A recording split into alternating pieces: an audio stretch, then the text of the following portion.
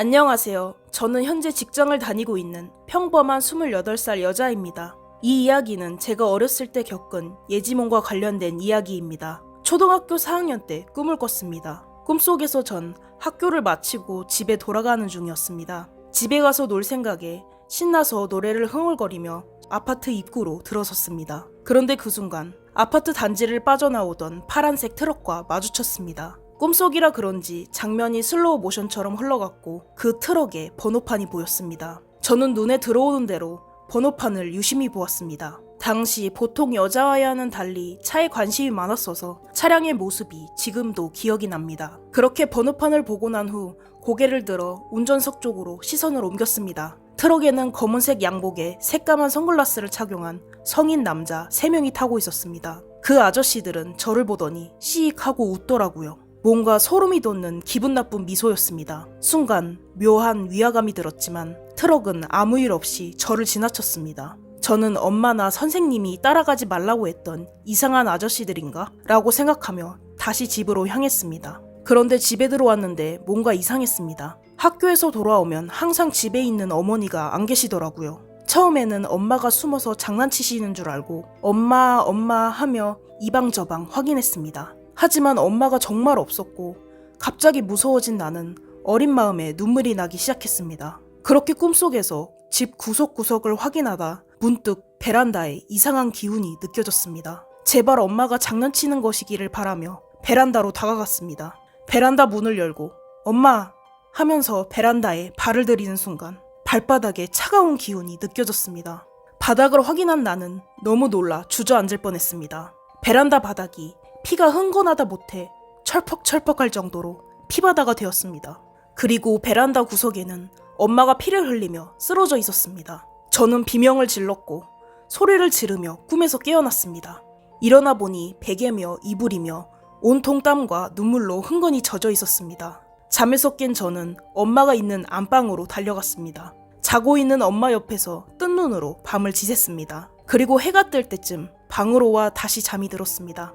잠시 뒤 학교에 갈 시간이라며 깨우는 엄마 목소리에 눈을 뜬 나는 너무도 학교에 가기 싫어 쌩떼를 섰습니다. 평소에 꿈을 잘 꾸지 않았는데 그날따라 생생할 정도로 소름 끼치는 꿈을 꾸기도 했고 수상한 트럭과 사람들까지 또렷하게 기억이 나 무서웠습니다. 무작정 떼를 쓰는 제 모습에 엄마는 결국 매를 드셨고 결국 전 눈물 범벅이 되어 학교를 향했습니다. 수업 시간 내내 어젯밤 꿈이 너무 생생하게 기억나 하루 종일 불안에 떨었습니다. 꿈에서 본 장면이 너무 강렬해서 집에 있는 엄마가 걱정됐습니다. 어느새 수업이 끝나고 집에 가기 위해 책가방을 챙기다 문득 온몸에 소름이 돋았습니다. 아침에 학교 가기 싫다고 떼쓰는 와중에 엄마가 입혀준 옷과 챙겨준 가방, 신발 주머니까지 어젯밤 꿈속의 제 모습과 일치했습니다.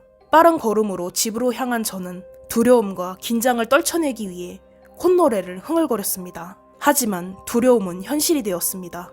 아파트 단지 입구에 도착할 때쯤 파란색 트럭 한 대가 단지를 서서히 나오는 것이 보였습니다. 트럭이 제가 있는 쪽으로 다가올 때 전 번호판 숫자를 확인하고 눈물이 핑 돌았습니다. 정말 거짓말 같게도 번호판 숫자마저 같았습니다. 그리고 검은색 양복에 까만 선글라스를 쓴 3명의 남자가 트럭에 앉아 있었습니다. 그들은 저와 눈이 마주치자 꿈에서처럼 기분 나쁜 미소를 지었습니다. 그 순간 엄마 생각이 나 미친 듯이 집까지 달리기 시작했습니다. 현관문을 열고 들어간 집은 꿈에서처럼 너무나 조용했습니다. 엄마도 계시지 않았고요. 그때부터 우리 엄마 죽으면 안 되는데 하며 울먹거리며 방 이곳저곳을 뒤졌습니다. 그리고 마지막으로 남은 베란다. 떨리는 손으로 문을 열었습니다. 다행히 베란다는 아주 깨끗했습니다. 안도의 한숨을 쉬던 그 순간 현관문이 열리며 양손 가득 장을 본 엄마가 들어오셨습니다. 저는 엄마가 살아있다는 안도감에 온몸에 힘이 쫙 빠지면서 눈물이 터져버렸습니다. 엄마도 처음 보는 제 모습에 놀라셨는지 아무 말씀 없이 한참 동안 괜찮다며 끌어안아 주셨습니다. 어느 정도 진정이 된 저는 역시 꿈은 꿈일 뿐이야 라고 생각하며 방으로 돌아가 누웠습니다. 어머니는 거실 TV를 틀고 부엌으로 가셔서 장을 봐온 음식들을 정리하셨습니다. 그런데 갑자기 엄마가 저를 다급하게 부르셨습니다. 왜요? 라는 말과 함께 거실에 나간 저는 TV를 보는 순간 다리에 힘이 또 한 번 풀렸습니다. TV에서는 한 사건 소식이 보도되고 있었고 그 사건이 벌어진 장소는 단지 내 다른 동이었습니다. 화면 속 앵커는 한 여성이 아파트에서 살해된 채로 발견되었다고 말하고 있었고 뉴스 화면에는 용의자가 타고 도주한 것으로 추정된다는 파란색 트럭이 찍힌 CCTV가 나오고 있었습니다.